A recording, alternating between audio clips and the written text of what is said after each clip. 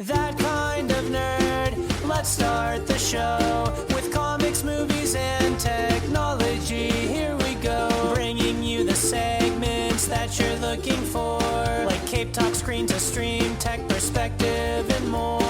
Cast this nerd degree and the blockbuster. Welcome to the club, 'cause you're that kind of nerd. Welcome, everyone, to That Kind of Nerds podcast, a show that tells you what's going on in the nerdy world. I am CJ Mellon, joined by Joshua Burns, and, if my eyes don't deceive me, Brian Thornton. What up? Your eyes do deceive you. I am actually a lizard person. Oh, that makes sense. All right. Brian is coming to you from the world's most echoey room. It's quite palatial. It's even more palatial, dare I say, than the last one. Yes. I have upgraded the palatial estate. Yes. There's some decorating and filling and things that need to be done, so please just bear with us. The while, blockbuster is not set up yet, so I'm in the process of getting those shelves filled. So as Brian gets settled, the audio quality will get better. But there was just so much. In fact, I'm actually going to make sure the audio quality gets worse as I worse. get You're settled. somehow going to make it worse. Okay, good to know. Just going to make it worse. Good to know. But there was so much news going on with Disney that we just had to jump on.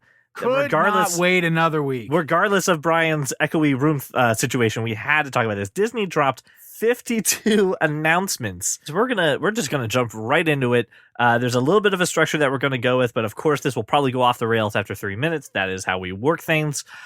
So let's first start off with some of the Marvel news, in particular the Disney Plus series series that they announced, starting with WandaVision, which is the first Marvel Studios program to be going out to Disney Plus. It got a new trailer, and it's got its release date finally of January 15th. This thing looks wacky. I mean, we've talked about it so much, but it looks so good. Like I don't think the new trailer explained any more to me than the last one. Right. Yes, it looks cool. I wonder how many episodes it's gonna take until we start to figure out what the hell's going on. I hope it's less than the end of the first one. You know what I'm saying? Like, yeah, the end of that first episode, I better get some sort of inkling about what's going on. Yeah, I hope it's not a slow burn 1-2 episode, because and pure speculation, I'm sure it's up on IMDb, so someone can fact check me. I thought this was a smaller series too. I don't see this being a 20 or 18 episode run. If anything, I don't think any of these series are going to be that long. Probably 13 episodes. I'm thinking right? anywhere between 8 to 13 episodes. That's what I mean. Just look at the Mandalorian. The Mandalorian's only 8 episodes apiece, and every episode is getting shorter. They're doing the wrong thing. Anyway, we'll get to that. We'll talk about that in a second. But I know kind of in my heart of hearts what's going on. I just don't know who's doing it. That's the only thing. Right. 6 episodes. Six that's episodes? it? Okay. Hey. Yeah, so you got to get right to it. All the main characters are listed for 6 episodes. Do we know if, wow. Well, then we obviously don't know if they're 40-minute episodes or yeah, what we don't have have you. runtimes, do we? I mean, we have to assume they're an hour long, right? I mean, We don't have to assume anything. They can Disney be 10 Plus has minutes shown long. us that they'll be as long as they need to be. Yeah. But that's the good thing about streaming is that, hey, however long it takes to tell this story, that's how long it's going to be. One episode could be an hour, the other one could be 35 minutes. It could vary based on what needs to be told in that story. I loved this trailer. I am completely on board. I like the little journey through old television from watching Elizabeth Olsen and Paul Bettany do like their best like Lucy and Brady Bunch impersonations and things like that. Like, I think it's going to be really trippy, but I think it's going to be really cool. I'm very excited. January 15th is only about a month away, so that means I gotta get my home theater set up before then, I guess. Like, it's time to put this on the top of the list when January comes around. Oh, everything goes on the top of the list. It's just a matter of when I get to the top of the list. I do want to say one last thing about WandaVision. There was a character that appeared toward the end of the trailer. Who are you? I don't know. It was the little girl from Captain Marvel. Yes. Which is that's timey-wimey is what that is. It's yeah. So listen, The announcement that this show is going to be tied into Doctor Strange Multiverse of Madness, which is also tied into Spider-Man 3, tells me that there's going to be some timey-wimey multiverse stuff in this show. Mm-hmm. Yeah. Whatever Wanda does to create this world, I'm telling you, like, this is going to be the way we bring in Fantastic Four and X-Men. It's going to do something wibbly wobbly to the multiverse, make it collapse on itself, make it reset some timelines, and then they can just fix some inconsistencies and officially merge some universes, and wham bam, now we have a consistent universe between this, Doctor Strange, and Spider-Man 3. Not only are we going to have a multiversal like story, but probably a time travel story that introduces some things that we didn't think of before. CJ got really excited when I said that. I finally get to share some knowledge that you two have taught me, right? Mm-hmm. So stuff that you guys have told me about your thoughts about this sounds very reminiscent of some of the House of M storyline when Wanda was fixing everything. I learned a nerdy thing from you two. Well, I was very excited to share it. The whole concept of and originally my theory was that it was going to be because of the loss of vision that caused her to go a little bit off the deep end and start creating this world. I think that might have something to do with it, but it very much seems like someone is doing this to her, like she's being tortured or forced to do this somehow, and she doesn't have her knowledge of doing it. Yeah, I think it's someone coercing her and her still dealing with the trauma of losing vision. Maybe her trauma is derailing what they are trying to do. I think through this, we get Vision back, but we're not going to bring back people from the dead. But Vision's a cyborg, so that's pretty easy and explainable. But I think there's going to be, in the House of M storyline, the whole concept of the House of M storyline is that she created this entire world that she thought was a utopia for all of her friends and family, and everything was going to be great until someone realized, well, everything's not great. I mean, in the comic book, it was Wolverine. Wolverine was the person who first realized something was wrong because he all of a sudden had these memories that he could not explain how he had these memories that he did not have before. So yada, yada, yada. That eventually led to huge ramifications to the Marvel Universe and timeline. And I think we're going to see the same thing here, just not with Wolverine. I think we're going to see whatever happens at the end of this series, which is why it's probably been like, we have to delay this, we have to delay this, we have to delay this. Because unfortunately, when you have such an amazing interconnected universe, you can't just say, oh, well, you know what, let's just drop Black Widow, or let's just drop Winter Soldier and Falcon. We're done with it anyway, without dropping these other movies or television shows that you had. Yeah, it's a bigger domino. Not finished. It's a huge domino effect. So I'm happy we have a date. I'm happy I finally get to see some of this stuff. We'll talk more about what my thoughts are about what Disney's doing with Black Widow, but we'll talk about that later. All right, so let me look at this scoreboard. 52 things to talk about. We've talked about one, and that's what 20 minutes later. We're not going to talk about 52 things. No, we're not. We also got another full trailer now and a release date for Falcon and the Winter Soldier coming in March 19th of 2021. So we have to wait a little bit longer for that one. But this also looks great. I mean, this is movie level action. This is movie level. Yep, scenes, movie level. Everything movie looks level action. fantastic. Falcon flew through the same mountains where Anakin had his pod race. That's probably, well, I mean, it's possible. Probably true. I'm just saying, like, I'm watching it going, I've seen these before. They're just using the same but scenes. look, I'm far less interested in this than I am in WandaVision. I'm excited. I love the. Let me be honest. I'm not a fan of the characters in the comic book. I'm more of a fan of the movie characters, and more importantly, the people playing them. I think Anthony Mackie and Sebastian Stan have really good chemistry from the moment that they did that like kind of buddy cop hate for each other. like I hate you, that's still going strong. Can you move your seat up? No. Right, exactly. Yes. I love that dynamic that they have. They play off of each other very well. I'm very interested to see where the series goes. It's all leading up to who's going to pick up the shield at the end, and my money's on Sam. My money is on Falcon's going to pick up the shield, and then we'll have another series of him being Captain America and what that comes with. But Baron Zemo's back. He's doing whatever he does. He's probably one of the better villains in the entire Marvel universe, besides Loki and Thanos. So I'm excited, and like it looks like this like buddy cop, a political drama / spy action. Yes, give me all of it. It's like Lethal Weapon meets Jack Ryan. I want it. Josh, anything to add for you? Less interested than other Yes. things I've seen. I think this is. You're excited about What If, aren't you?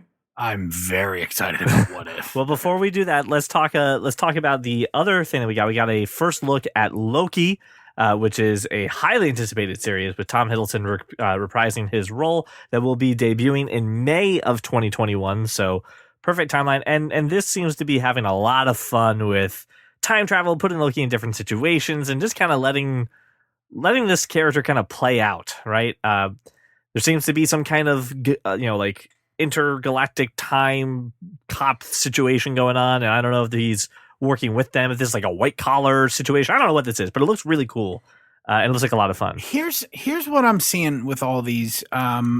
They're all described as miniseries. They're all 6 episodes. So like these aren't going to be. It doesn't seem like that. Yeah, there's just going to be one-time things. And I think you have to do that when you're doing what they're doing right now, which is this show feeds into this movie, which feeds into this show, which feeds. Yeah, it's really crazy. Like you can't have multiple seasons of a show planned out like that without they have maybe the next year and a half or 2 years of storylines planned. Right. And you can't be like, oh, we're going to do this show for 5 seasons.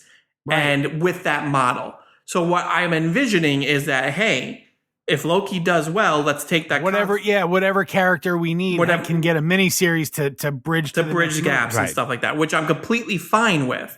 Which, all right, it's making more sense. And to be honest with you, out of all of these, Loki is probably the only show that has some legs to have additional seasons. Right. And the reason I say that is this. Our Loki is dead. They're very clear about that. This is not our Loki from a different timeline, right? Loki is known for changing his appearance, for being different people. He's been a child. He's been a frog. A frog. Well, he has. They've got all that, and they've got all the stock footage. He can be in and out of whatever. Well, my point is, if you want to do another season of Loki, you just cast another person, say he changed his image for whatever reason, insert exposition here, and then boom, you've got another 6-episode miniseries. You can have a teenage Loki. You can have a woman Loki. It is essentially their version of Doctor Who. I think this is the only show that has legs to have repeat seasons. I don't think any of the other things they've announced, with the exception of What If, is going to be able to have longevity. It's really just, hey, let's do this. To your point, Josh, let's do this 6-episode miniseries. We can have this tie into this movie, and it makes sense because it's this character. Boom. I think, now we're going to get a Shang-Chi movie. You'll probably see some sort of ancillary Shang-Chi show happen a year afterwards. Like, it's going to be this like self-perpetuating machine for the foreseeable future. Did they need Owen Wilson? that was my part too. I was like, is that Owen Wilson? It is. And does he need to be there? I don't think, no, I don't think anybody except for Tom Hiddleston needs to be there. You know my reaction when I saw Owen Wilson. Wow. Almost. Yeah, Owen Wilson was an interesting casting choice, but you know what? Listen, in Feige, I trust. Go ahead. Haven't seen a bad actor in a Marvel movie. I'm down for this. We also got some information about Hawkeye.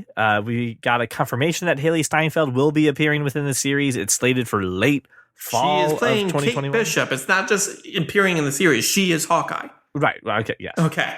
just making sure you understand. Like, it's not just Jeremy Renner and, oh, Haley Steinfeld. Like, Yeah. she is the next Hawkeye, which is going to be great because, hey, here's another thing. I think a lot of these things are going to be codas to certain characters or ramp ups to making characters more important. I think WandaVision is going to put Scarlet Witch in a position to be more important in the movies going forward. I think Hawkeye is going to be the end of Jeremy Renner's story.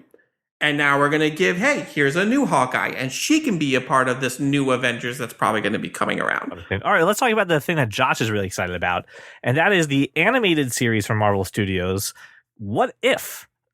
Being voiced by a lot of the original MCU stars. Very excited for this. I like the animation style. I like some of these stories, but Josh, this was your like a high ranking, I should say, thing. It was the top one. It's the thing I'm most excited about, and I didn't think I would be. It looks great. I played the teaser and I'm like, oh, another animated thing. This is gonna be so dumb. And then I watched it and I remembered. Now I read some of What If. I want to say volume 2. We're talking like 91, 92. Mm-hmm. And those were fun books. And they really did a good job with, at the very least, they did a good job with the concept and with the teaser.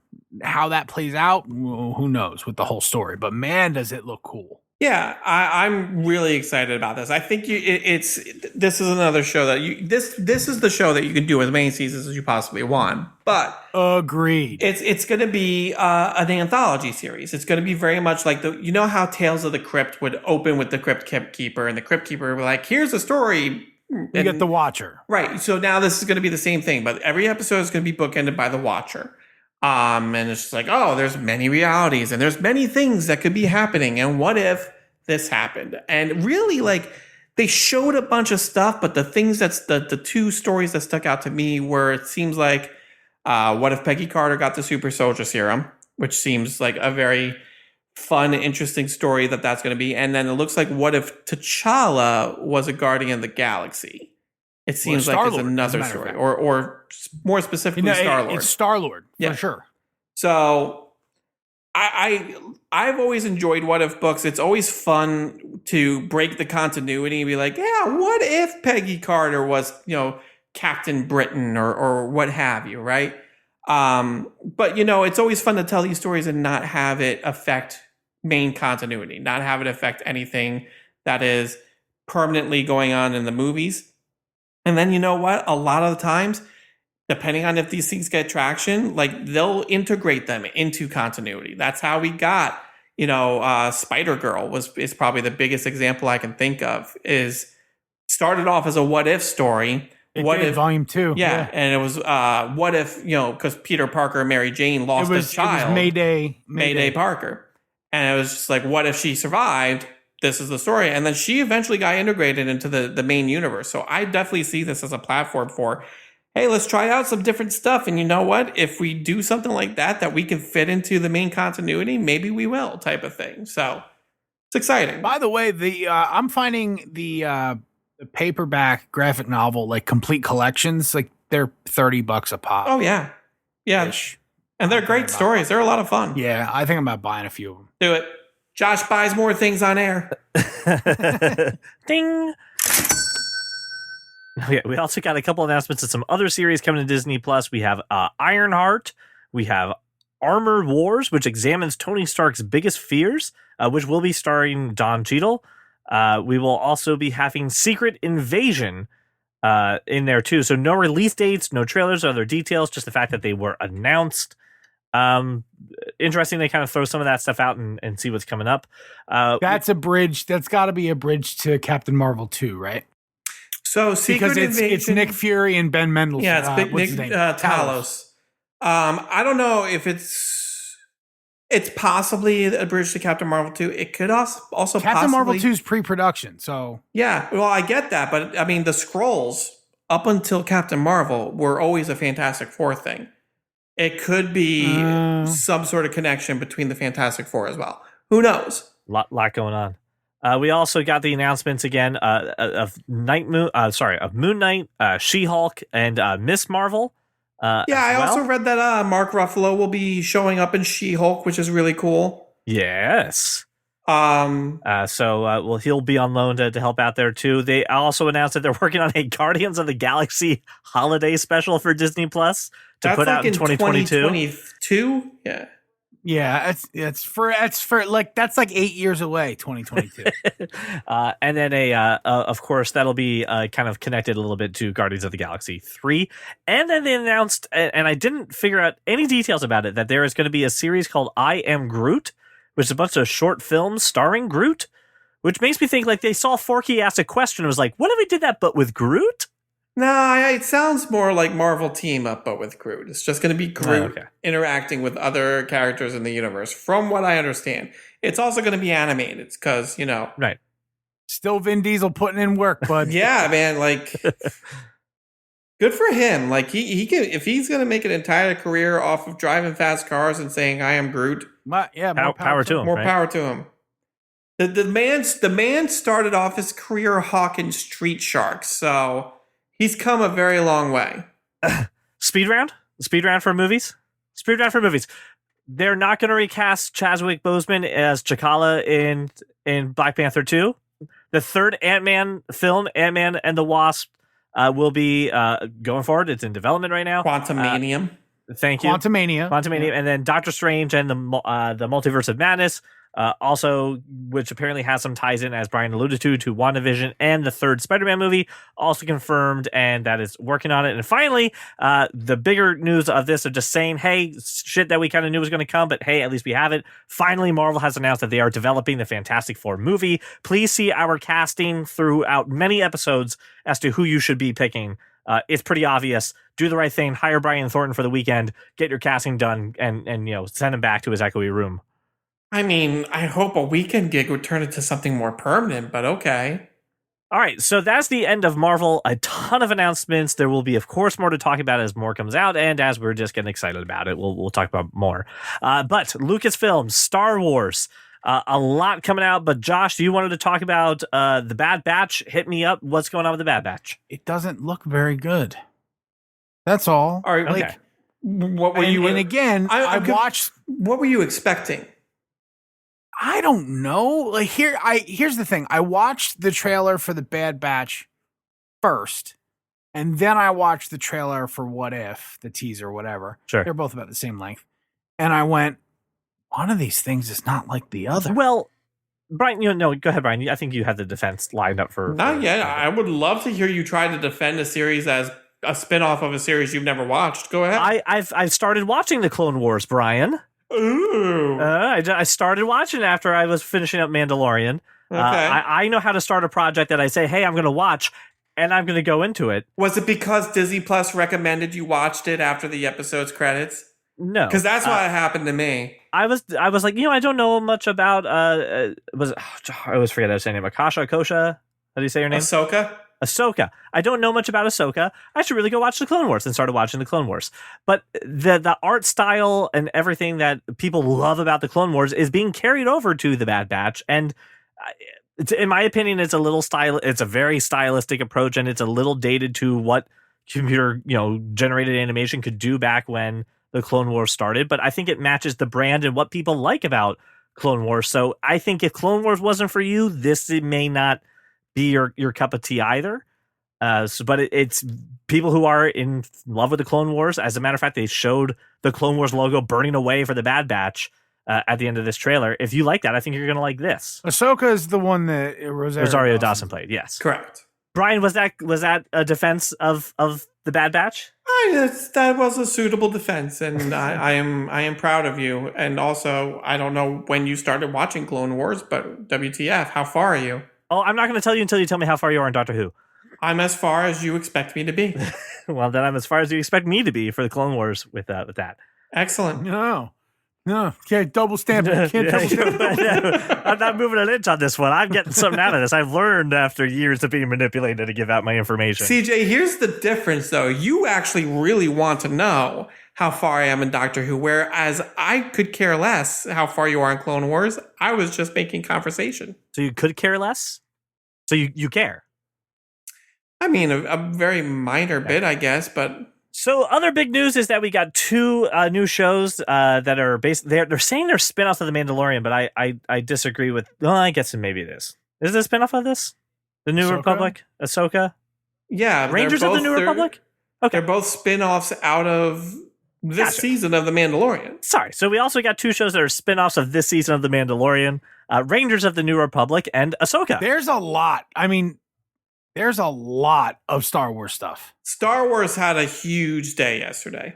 Yeah. Because they realized, hey, we don't have anything but The Mandalorian right now. Because we canceled everything because Solo bombed. Yeah.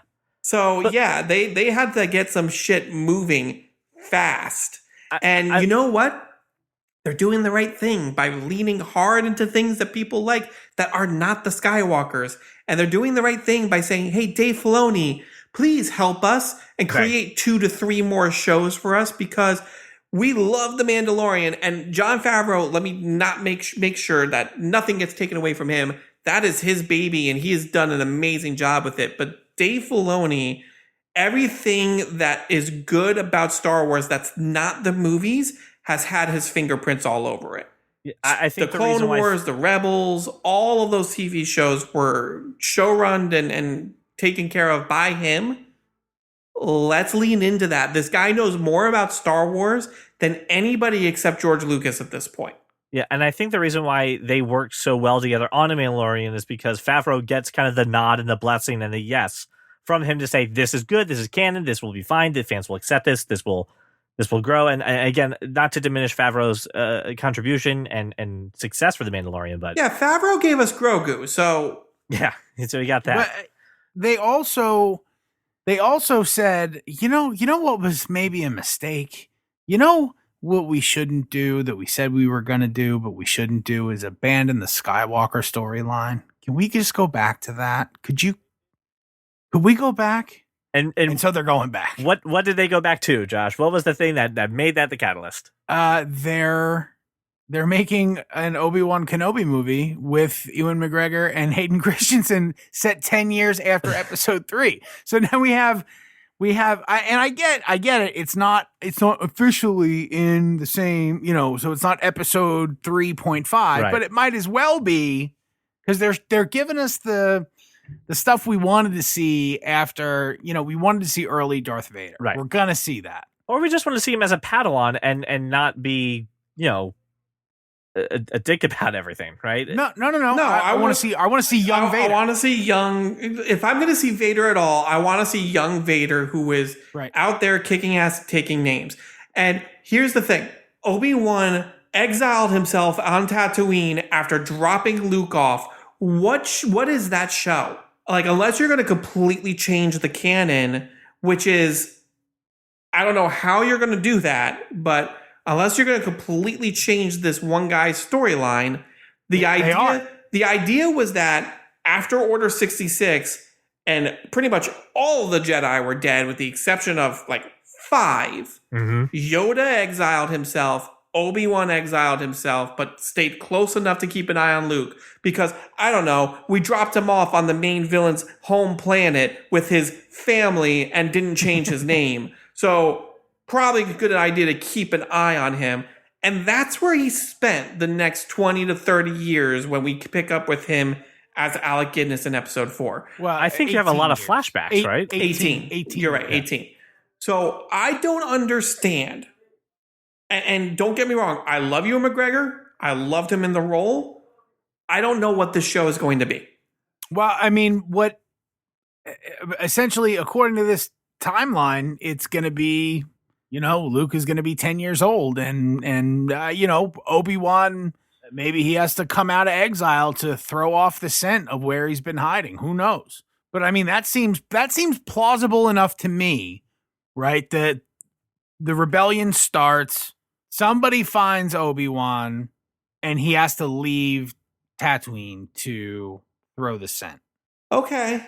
Is that, I mean, I will accept that. plausible enough to not really have too high a percentage of people freaking the fuck out? I mean, I'm not freaking out, but Not you. Oh no, you're not the one I'm worried about. I know, It's the I know, crazy. and I will accept that. But here's the thing, and I said this to you all in text message, is that I am done with the Skywalkers. I know. I am like, the fact of the matter is this. That story ended at episode 6 for me. I enjoyed 7 and 8 because it seemed like we were still done with the Skywalkers, but like we were just kind of doing like a tangential thing, like, oh, hey, Luke is here. And like, I am fine with never seeing a Skywalker and a Solo again. The Mandalorian is so good because it has nothing to do with any of that. There's minor references. They meet characters who met a character who maybe once heard of someone. Like, you know, this person shows up for an episode or two. Like, it's good because I'm rooting for somebody other than a Skywalker for freaking once. And the thing about Clone Wars, what makes it so good, is that Anakin Skywalker is only in like the first season, and then he just fucks off and just starts doing his thing, and then he'll show up for an episode or two. And then we start really following Ahsoka more and more and more. And then, oh, now Yoda's in this episode. Like, all the stuff that is good about Star Wars recently has been exploring the universe without the Skywalkers. And going back to the argument CJ and I had, this is one of the major problems I had with episode 9, is because we just undid all of that because episode 8 was moving in that direction. Like, we are done with the Skywalker story. So much that we went and killed Luke in episode 8, and then we just ripped all of that away by making Rey a Palpatine and all this other bullshit garbage that episode 9 pulled up. My point is this. I'll watch the damn show, but I'm done with these characters. They did their thing. Their story is over. I'm good. I'm good. Like, there's a whole galaxy out there that is far, far away that you have yet to explore because you're focused on this one family. And that kind of got me excited when I saw that they're going to be making a series with Diego Luna as Cassian Andor, right, from Rogue One, that he's going to have his little series 2 kind of pre-events from Rogue One that's coming to Disney Plus in 2022, which is also like 9,000 years away. So yeah, but to be honest, out of all the characters in Rogue One, he's not the one I want to see more of. No, but he's the one that you can say, I think they had a story about Solo, and they're like, well, that was shit. Let's just put Diego Luna on there, and we'll rebrand this and rewrite it a little bit. Sure. So it feels like they could take what they thought would be Solo 2 and just, reskin it a little bit. Here's what I'm excited about. And you know what? I'm just going to go ahead and skip ahead right now. I'm excited for a Lando series. As much as I really want Donald Glover to be in it, I'm just excited to see more Lando Calrissian. Billy D was great in the role. Donald Glover was great in the role. He is clearly a interesting character. And I'm excited for this new Rogue Squadron movie that is coming out, directed by Patty Jenkins. And I'm excited for it because I imagine it being Top Gun in space. Give me Top Gun in space. Well, you just convinced me. Give me space volleyball scene. I want it. Like, Star Wars needs to just start branching out and telling these stories of people, different people with the Force, or shit, just, I don't care if this person has the Force or not. Show me some fighter pilots. Show me this world that George Lucas clearly had in his head but could never tell. And we just are obsessed with the story that he could tell for some reason. Give me more of the other stuff. Yeah. We also got an announcement that Taika Waititi will also be directing a Star Wars movie. No title, no name, just in development. Give me. Yeah, well, of course. You give me anything almost Taika Waititi. I'm pretty much there. So a lot going on for Disney. What this has exposed, though, gentlemen, is, and precisely why, Brian, I wanted to start watching the Clone Wars. My understanding of Star Wars is pretty limited. And I need to brush up on it and get a little better because I suck at it. So very excited for some Star Wars coming up. So some other Disney Plus news that isn't about content at all also released. So first thing is Disney Plus is going to be increasing its price to $8 a month. Hang on. A whole dollar I got a increase. bag of change with Disney's name on it. Got it in there. They can have it. Disney Plus's new bundle to offer ad-free Hulu, Disney Plus, ESPN, for $18.99 a month now. So it was a little bit more than what it was previously. They said they've surpassed 86 million subscribers, which I wholeheartedly believe. Listen, this is a lot of content, a lot of stuff coming over the next few years. So much to break down. Again, I think this has been without a doubt one of the easiest streaming services to pay for. And initially, I think Brian and I were kind of in the camp of, all right, I love the Disney back catalog, but I'm not sure if I want to pay that. Then Mandalorian came out, and I'm like, Grogu, right? And I'm all about the Baby Yoda. And now with all this other content coming in there, it's fantastic. But hey, Brian, you had kind of said to us privately that Disney Plus's strategy to kind of move forward is drastically different than that of HBO Max, like Josh and I talked about last week. Yeah, it seems like Disney is doubling down on their theatrical releases, so much so that they've completely reimagined what their timeline for some of their interconnected stuff is. Which is interesting because I figured if there was any time to announce, hey, we're going to put a bunch of these 2020 releases straight to Disney Plus, it would have been yesterday's call. Mm-hmm. So here's the thing.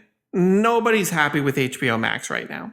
I'm sure you all have seen some of the comments in the articles. And I think the decision is larger than just we want to get HBO Max subscribers. And I think Disney is biding their time / has their own plan in mind. So here's the thing. Can I write it down in the envelope? I think I know what the plan is. What the chess moves are that you see for Disney. Are you going to put it in the chat again? Or what are you yeah. Hold on. You want me to do that? Give me a second. You go ahead and put it in the chat. I will continue the talk. Here's the thing. I think HBO Max / Warner Brothers is playing a much larger game, and I don't think they give a shit about what directors or actors feel about this decision. I feel like they feel we paid you to make a product. That product is ours to do what we can with. And that is partially true. I also think there is a slight plan to essentially kill third-party movie theaters with this plan. Oh my God, CJ, you are freaking in the chat. Excited. CJ in the future says Disney is waiting for everything to calm down so they can open up their own theaters. Once AMC dies, they fill the void. God, I hate you so much. I hate you so much. So of course they're going to put their movies out in movie theaters because they're going to start owning their own theaters. And that's the thing. I think I fucking hate you. I think Warner Brothers is making this decision. Not that this is going to be the permanent way to see your movies from now on. I think they are doing it for just the 1 year, and every major release is only going to be on HBO Max for 30 days.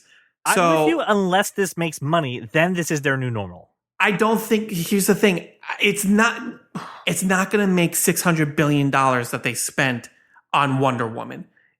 Or what they would have gotten on Wonder Woman. It's not going to make. You don't think they still get the merchandising?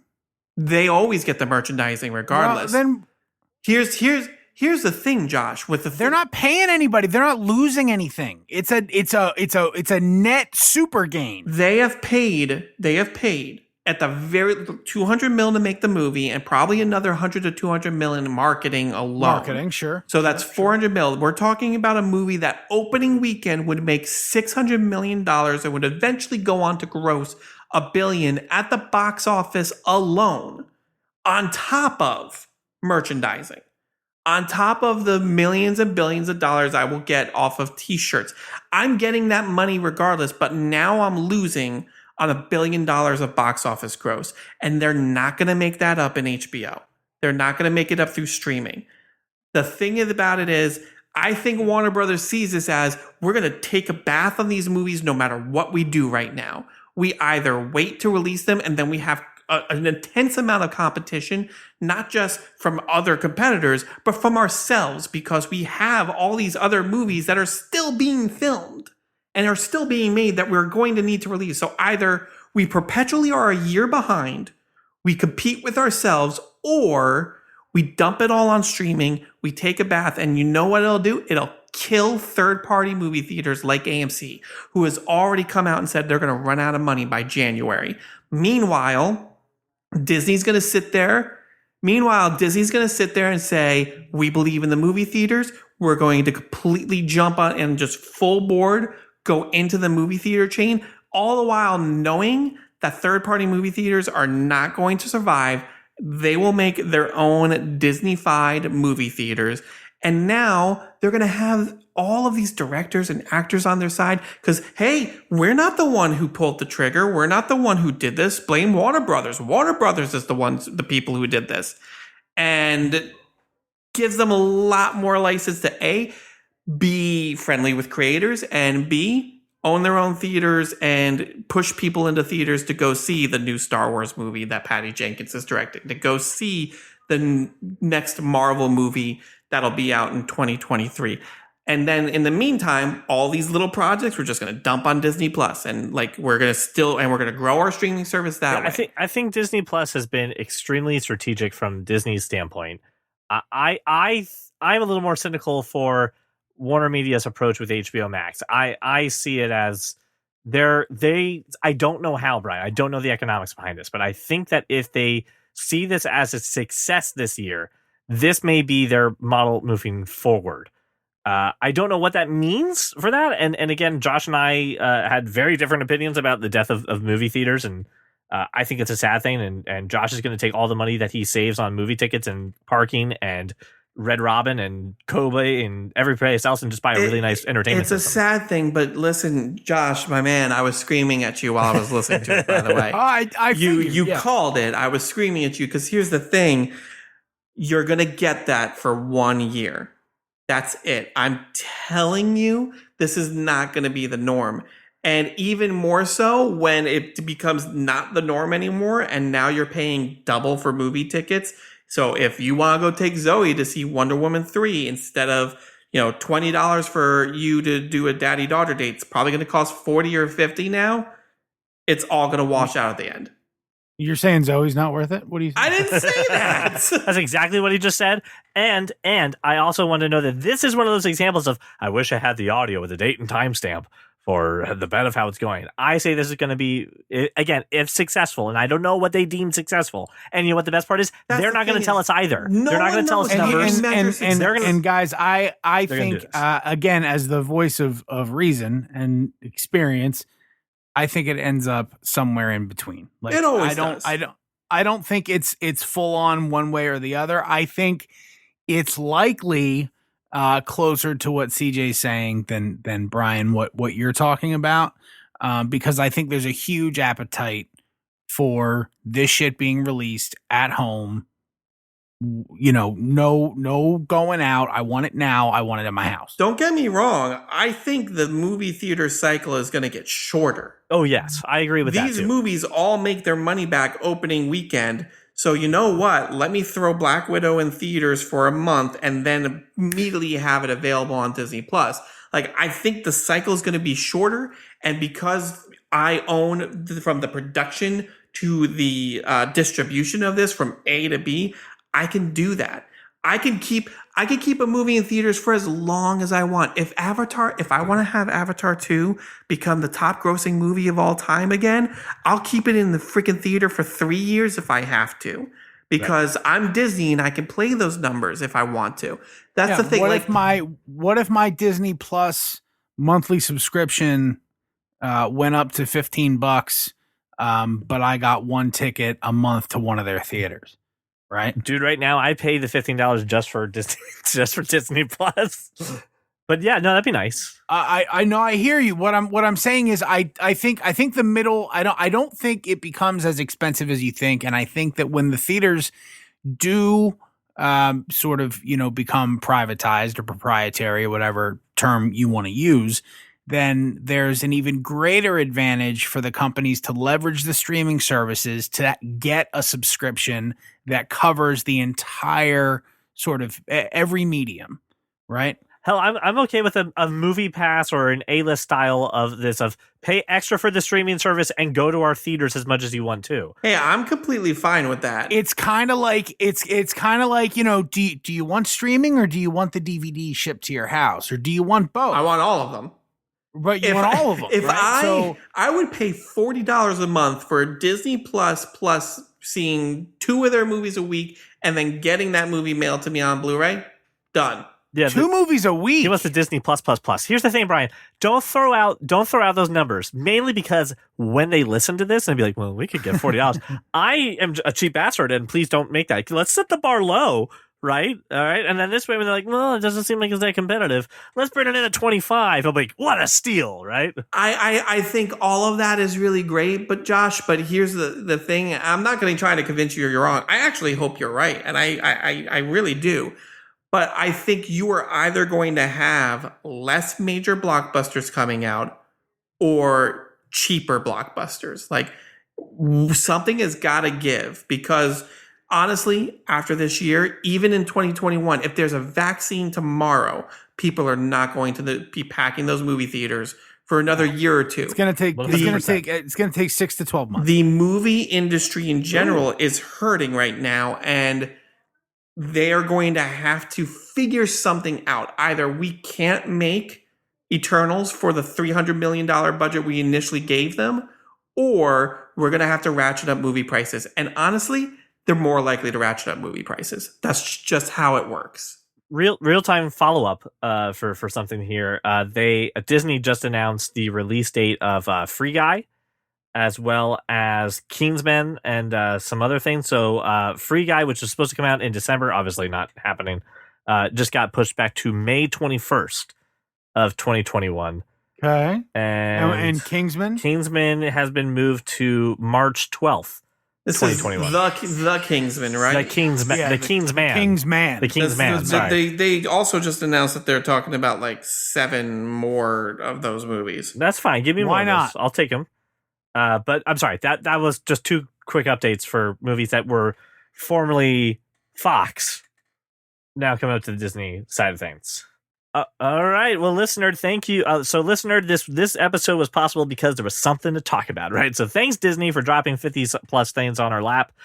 Let's see what the nerdy world turns out for next week to see whether there's going to be an episode. But you, listener, thank you so much for making this whatever it is we are in your life right now. Your walk around the neighborhood, your grocery shopping, your commute to work if you're still doing that. Be safe. I've been listening to stuff while shopping at Target. Me too. Me too. But thank you so much for listening to us. And we will talk to you next week. Maybe. See you on the next one.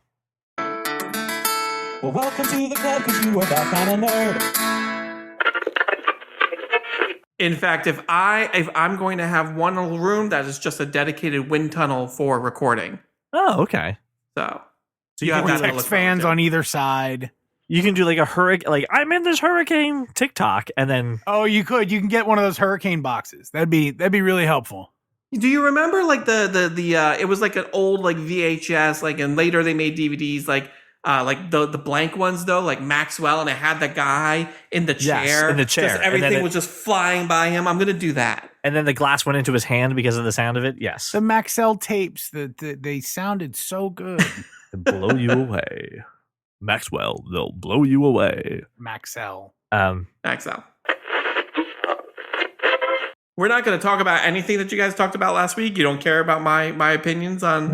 We will do that after we talk. Okay, all right. I'm just after trying we talk Disney. I didn't know if you were doing follow up first and then Disney. Listen, man, we got comments of what are you guys going to talk about the Disney? What are you guys going to talk about? We the got Disney? a comment. No, I got a couple of text messages as well. Yeah, I had several. So you know what I'm hearing?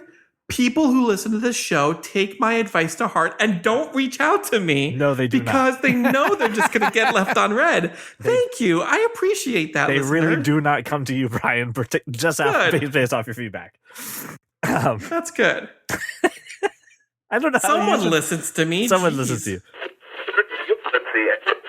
Yeah, just take it for the weekend. Which takes us. Can we really quickly talk about the fact that this was their opportunity to go the way of HBO Max and Warner Brothers, and they didn't do it. They've instead leaned very hard into. They remapped their entire timeline to keep their movies, including Black Widow, and releasing in theaters. And I find that interesting. I do too, and I think that's something we can talk about in the larger context of these announcements. You're the worst. Because it goes all the way through Lucasfilm and everything else too, and we can. You legitimately just said, "Can we take that offline?" I hate you. No, we can put that at the end of this episode. He just wants to circle back. I want to come back to it. Can we put it in the parking lot? You're absolutely right. You know what? We'll circle back a little bit after this call privately, and then you'll forget about me, which is what always happens. Can you just do me a favor? Could you go into our channel and just let me tag me to remind me of it? Just parking lot, yeah. Yeah, just do that. You're the worst. I love it when I realize that he's going to edit something so that he doesn't look stupid. I do it for you guys all the time. Mm-hmm. I do. Okay. I save your stupidness. I will eventually put it in the stinger, but I save it from the main show. Mm-hmm. I own my stupidity. I don't know about you. They can have it. Disney Plus's new bundle to offer ad-free Hulu, Disney Plus, ESPN for $18.99 a month now. So it was a little bit more than what it was previously. They said they've surpassed 86 million subscribers, which I wholeheartedly believe for it. And just like they talked about. When did it launch? Oh, last year. That's a great question. Yeah, a little over a year. But legitimately, it's like a year and right? 3 weeks ago. And what was the I don't remember. I don't remember exactly what, we didn't make like a significant wager about it. We just talked about it. I would love to dig up archive audio on the bet there. What was the bet again? How many subscribers they would get? Yeah, because I was far more aggressive in my forecast than you were. I do recall being. I think you lost. You were a poo-pooer. I think you lost $1, Brian. I think you lost $1. Okay, I've got a bag of change, which is you lost the price increase. Josh's name on it. There's a second bag of change with Josh's name on it. I got to tell you this: if Brian had been right, he'd know the exact date and time. He would. Yeah.